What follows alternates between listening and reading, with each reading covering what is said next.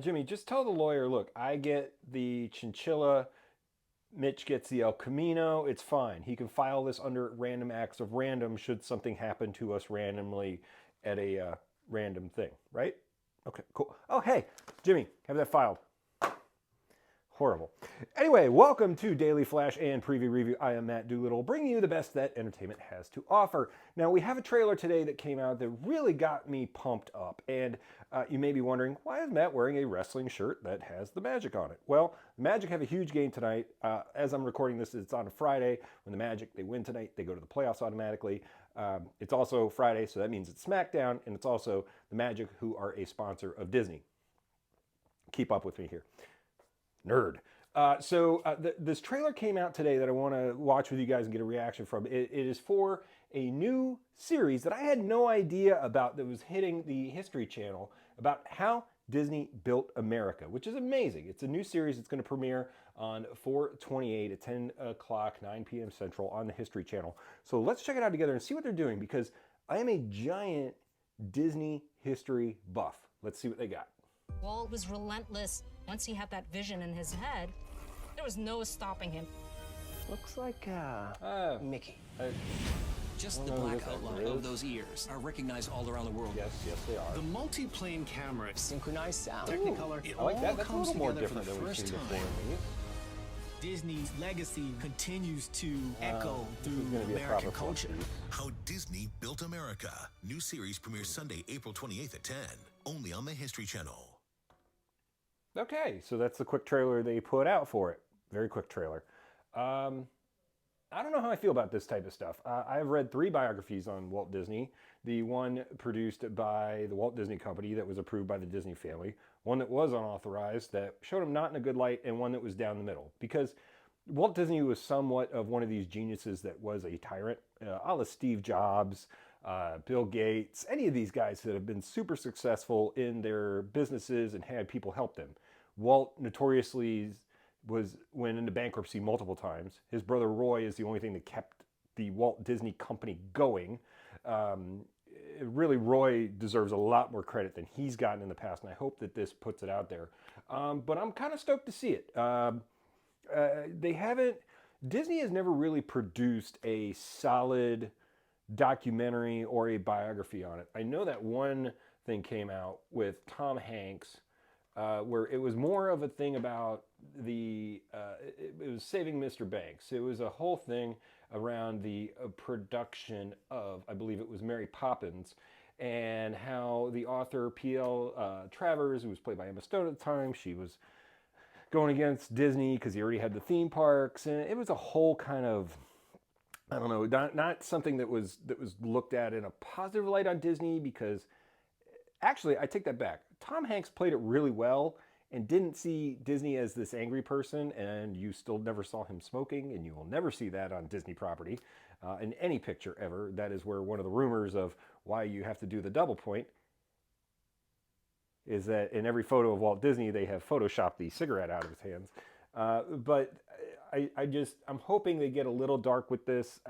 It's not a Disney-produced thing. History Channel is owned by the A&E network, which they're waiting to probably get acquired by Disney anyway. I would like to see something really produced that's good, something that's really a nice, well done biopic on Walt Disney, because we just haven't had that.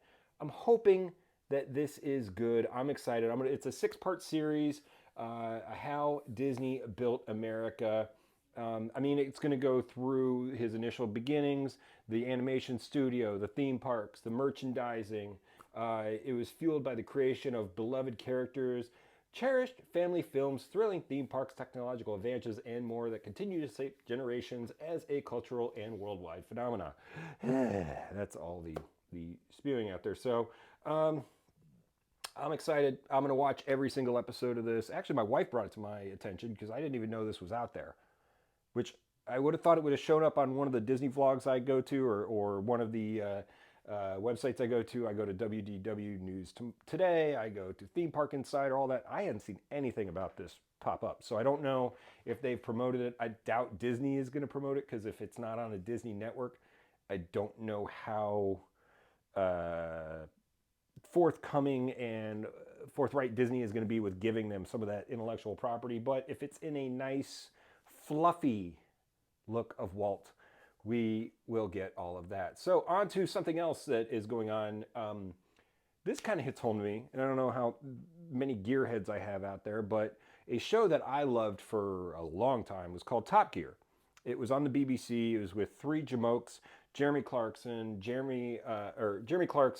James May, and Richard Hammond, going around the world driving cars and putting them in ridiculous situations. Richard Hammond almost died like 3 times filming this show. Notoriously, Top Gear was ended with those 3 presenters, UK speak, those 3 presenters because Jeremy Clarkson slapped a production assistant over a cold steak at the end of a shoot. I can kind of relate with that, Jimmy. Here's my steak. Better be warm. But they had to go off, and then Amazon picked them up to do a new show called The Grand Tour. Now, at this point, they're all in their late 50s, early 60s. They can't do a lot of the main physical stuff, so you could tell it was kind of set up. I liked The Grand Tour. It did get a little gimmicky after they left their tent set up. They tried to reproduce Top Gear. They put out some special series. It was okay. Top Gear, on the other hand, I used to watch religiously because it was hilarious. They would have interviews with anybody and everybody that would come on the show. Race car drivers, celebrities. Tom Cruise was on there. He actually ran the fastest lap. They used to have a whole thing with the Stig. It was a great show, a great legacy. And now they're saying that the Grand Tour is coming to an end, and they're going to try to put in new hosts. Now, they tried this with Top Gear, and it was a disaster. They tried to have Matt LeBlanc from Friends go on there. Cousin Joey, horrible. The other presenters were a mess. It was a disaster, and inevitably that show was canceled. They try to do it again with this. It's going to be a disaster. Now, why that worked is because these 3, you could tell, were friends, but would just jab at each other the whole time. So for guys, it's like us yelling at our friends the entire time. We love that type of stuff. And it's got cars, and it's just got stupid jokes throughout. If you ever get a chance, look up Top Gear Vietnam Tour. One of the greatest, I think, pieces ever produced. And they're going to try to put them on. Let me just say this to the Grand Tour Top Gear people out there. Please don't. Please just don't. Please don't do this. Please don't tarnish the legacy of the Stig, of Jeremy, of May, of Hammond. These guys will go down in infamy. They deserve all the awards, accolades, whatever you want to give them. Clarkson's got another show about farming. Hammond's got his thing about hanging out with his daughter and showing her how to drive cars. And James May has a whiskey or a vodka or some type of booze out there because they all like their drinking while they were on these tours. Not while they were driving, but afterwards. But it's a great... Oh, they also did a great thing on Top Gear where they came to Florida. Florida doesn't like Brits making fun of Florida. Great episode. So I'm hoping that moves on. And another thing that came out this week is that Deadpool and Wolverine rocks Cinecon. I am so excited for this movie that please people out there, stop putting up spoilers about this movie.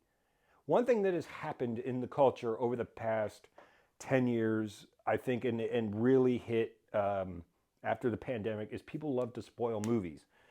I've already accidentally read the synopsis, and here's what even this one says. Deadpool and Wolverine rocks Cinecon with a 9-minute clip featuring Hugh Jackman's debut and jokes about cocaine and strippers. We knew that. This is Deadpool 3. This is Deadpool Wolverine. This is Deadpool's first push into the Marvel Universe. This is Fox shoving its way into Disney from those stuff. So I don't need these quotes coming out like, oh, in the clip it says, Deadpool says, suck it, I'm going to Disneyland. Get bleeped. Okay. I would have loved to have seen that in the movie. I know there's a bunch of cameos coming. I want to see them live with an audience. And when this does come out and when the previews do hit, I'm going to avoid all social media. And I know Ryan Reynolds made a plea to stop showing stuff. Please, stop showing and ruining movies. Now, once it's out for review, and most of the good vlogs will put up spoiler, they will put that up there. But this is just, I don't need this. Please stop showing this. Please. And I know somebody that went and saw the CinemaCon, snuck in a phone, took the video of it, and it's going to end up on TikTok or Instagram, and Disney will try to take it down, but good luck. It'll end up on Reddit, some other network, and we're going to end up getting it spoiled. I don't want that. I want to see how this movie goes.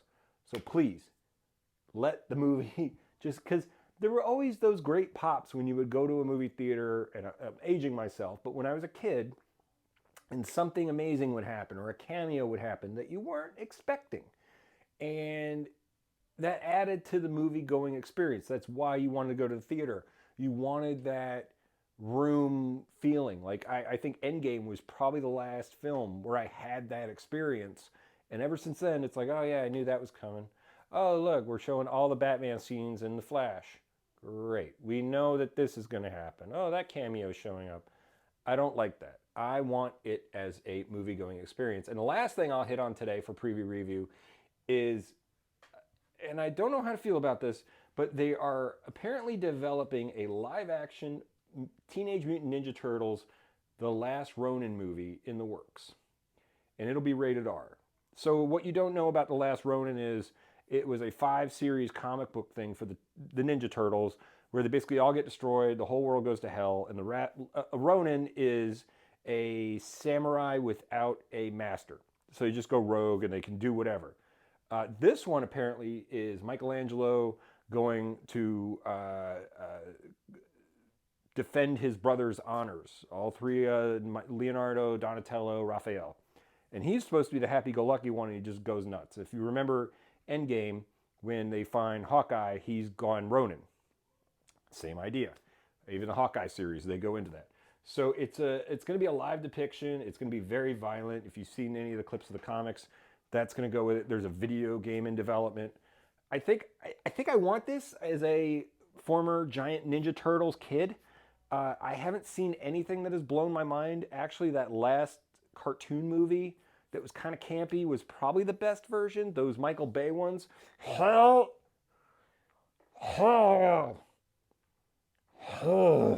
Sorry, I just had flashbacks of watching those. They were horrible. And the original movies were great, the first two. The third one, and then they did a bunch of weird stuff. I'm for it. I'm excited. I want to see if there's any concept art. And look, I'll go back to what I said about the Deadpool thing. I like a good trailer. 1, I don't need 5 trailers. I don't need a final trailer.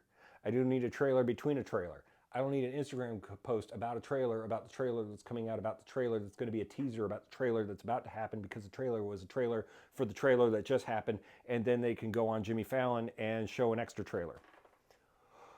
Just show the damn movie, please.